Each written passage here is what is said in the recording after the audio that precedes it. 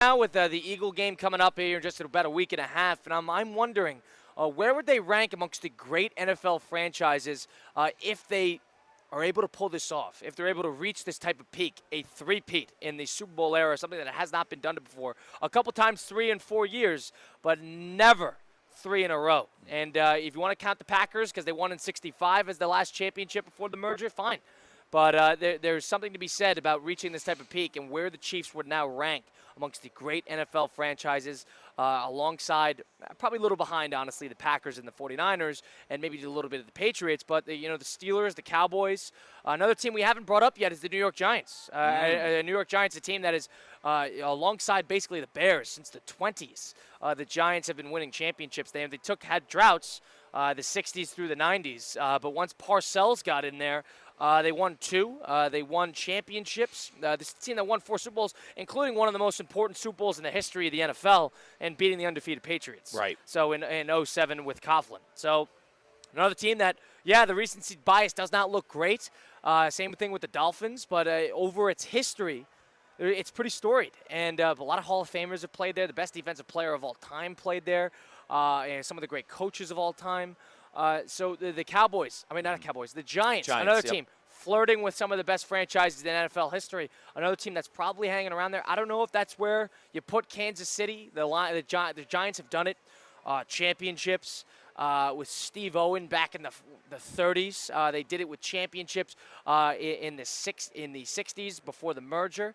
And then, of course, the championships over in the 90s. Mm-hmm. So it's another team that has succeeded in its own right throughout a long history. So that's another team that has to be flirting with the top there. We put the Giants we put Green Bay over the Giants, correct? 100%. Green Bay's 1 or 2. Okay. Green Bay's 1 or 2. Okay. Because and I understand this is a broad scope of things. This is back before the Super Bowl days, but same amount of Super Bowls with 4. The Giants got 4, the 2 recently with Eli Manning, and then obviously the ones you mentioned with Parcells and company. But Green Bay with 4, the Giants with 4. I think it's an interesting conversation. Think about appearances, Hall of Fame. Right. Let's define the criteria. Okay. 888-760-3776, the number again. And Kyle, quickly, I think it's more recency. I'm more of the favor of recency bias. Maybe it's because I'm 30 years old and, Kyle, we're younger guys. Maybe that's why I'm putting more stock in you only recency know what you've bias. seen. Exactly. So I would put the Giants on the same level as the Packers personally. I don't know, partner. It's tough. If you want to talk about recency bias, how's the Giants been in the last 10 years? Correct. And how have the Packers been? But you mentioned that and Packers have had MVPs. This is a whole nother conversation. I think the best team ever was that team that lost in the Super Bowl. Was that Patriot team that lost in the Super Bowl? Brady and Moss were unstoppable that year. That was force. It was an important playoff game. And Colin, how about Tom Brady, who has gotten it done with Julian Edelman and tight ends and Wes Welker? The 1 year he had that people say that he had an elite wide receiver. He had Gronk his whole career, but fair enough. You understand what I'm saying, though? An elite wide receiver, they almost go undefeated. So I think with that win in that game and the David Tyree catch and the Brandon Jacobs hard-nosed first down on 4th and 1 to keep that drive going, I think there's something to be said there for the New York Football Giants. Yeah, most important. You think about the importance. If we're going to define criteria, you got to think of a couple things. You got to think of the Hall of Fame players, the Hall of Fame coaches, the storiness of the franchise. How long has it been? Is it a staple in NFL history? The Giants are. Now, the one thing is, something with the Patriots is they're defined by what Brady did. They're defined by what Belichick did. That is what that team is. And I believe the Patriots lost the Super Bowl in the mid-'90s, but that is a team that was defined by that one era. Yep. So you got to take into consideration how much you value teams that multiple eras, multiple coaches, multiple quarterbacks, how they're able to get it done. That's why I give the Packers a lot of credit, the Steelers a lot of credit, because they're able to do it multiple pieces of time. And the Chiefs have, because the Chiefs were great with Dawson. They flirted with the Super Bowl. They were never going to win. In Super Bowl I, that was a great Packer team, but they won in Super Bowl IV. Mm-hmm. So there's something to be said there. That is the Colts, another team. Not terrifically great over it, but if you're going to include Baltimore and the whole thing, something to be said there. But the Giants are another team flirting in that upper third of the NFL and to history. your point, maybe you need 5. Maybe that, unless you're the Packers, because we make the exception for the Packers with their great past, maybe you do need 5 Super Bowls to get into that conversation of the, the Cowboys, the Niners, obviously with the Patriots and the Steelers having more. But the players, man, the Brady, the Mahomes, I think there has to be something said there being the best at your craft. Brady was the best at his craft for 2 different decades. Well, it these seems are the like. great. These are the great players in NFL history. Right, It's and different than the franchise. Kyle, I'm assuming Mahomes, and I know I alluded to this last segment. Why do we think Mahomes is going to be done after this year? Might they have a time off? Sure, but anytime you got him lining up at quarterback, you got to think they're going to be in this conversation. Similarly to Tom Brady, anytime you had Brady under center, you were going to win games. And that's why I'm so, everyone was so hyper-focused on the breakup of Belichick and Brady. What's going to happen with the breakup of Reid and Patrick? I got to think, too, if we're going to call the Chiefs stable and if we're going to call them, one of the elites of the elites, they're going to figure out that the next head coach is plug and play. You got the quarterback in place.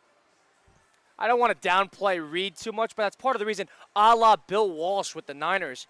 Maybe Reid doesn't want to walk away in the middle of what's so great with them right now because all of a sudden he walks away and Spagnuolo takes over at head coach. And he's failed it before, right? But fair. But if they with the Giants, but if they all of a sudden win a couple Super Bowls, then that looks worse for Reid. Sure. So you want to walk away sort of when you're all done. Mm-hmm. And Reid's getting older, and I would imagine that Mahomes outlasts him. But Bill Walsh, George Seifert stepped in there. They won a Super Bowl the next year in 94, 95. Yeah, I don't think that'll be the conversation with Andy, though, if Patrick continues to have success, right? Is that really going to be, 80, it was 88, 89, excuse me. Okay, no, you're good. But I don't think that'll be the conversations with Reid. Reid is like, does he care? Is that the question? I don't think he cares. Belichick, they cared. Belichick and Brady both cared. They do, and I feel like with Belichick, how he was such a stiffler with a lot of things that he did. You know what I mean? He was a stinker with the media. It's the exact opposite for Reid. I feel like everyone likes Andy Reid. No one liked Bill Belichick, dating back to his time as a defensive coordinator in New York and the head coach of the Cleveland Browns before they moved. So I feel like the breakup in that sense won't be as hard for Reid, but I understand. I'm not anticipating some sort of divorce. I'm not anticipating something like that. But I'm saying in terms of building a legacy, do you want to walk away when it's at the top of its game, when you're amongst the elite of the NFL? You're the untouchable. Sure. Well, let me take this a step further. Patrick, Brady. Does Patrick need to win one without his storied head coach in order to be better than Tom Brady? What kind of conversations? Brady's got 7. You got to chase. He's got a ways to go, and Brady will always have that 2-0 over Mahomes in big games in the playoffs. But he was a baby. Patrick was like a baby in those games, right? Sure, he won the MVP. That's the master versus the MVP that year. But I mean, was he a baby? That's Mike, Kyle, pretty freaking good. Kyle, that's the master versus the up and coming Padawan, right? That's fair. The passing of the torch. There's something to that, but it was back-to-back years too with 2 different franchises. How's that? Okay. So there's something to that. Now the one thing I would say is with Brady and how that's the only person that Mahomes is chasing is Brady. So if we want to talk about the legacy on that regard, fine. But in terms of the franchises, I think there is something to be proven when you do it with multiple coaches and you do it with multiple quarterbacks. So the Mahomes, amongst the great players, we're already looking at a top 3, let's be honest, a top 2 quarterback in the history of the NFL. Let's be honest with ourselves. Yep. So we're already looking at that. Those 2 are so solidified in their positions that it's almost hard to argue because he just needs to continue doing it like Brady did throughout, not through his 40s, but for the next 5 to 10 years in order to have a conversation. And the franchises is more of an argument because there's more errors at play. Agreed. And Mahomes is ahead of schedule.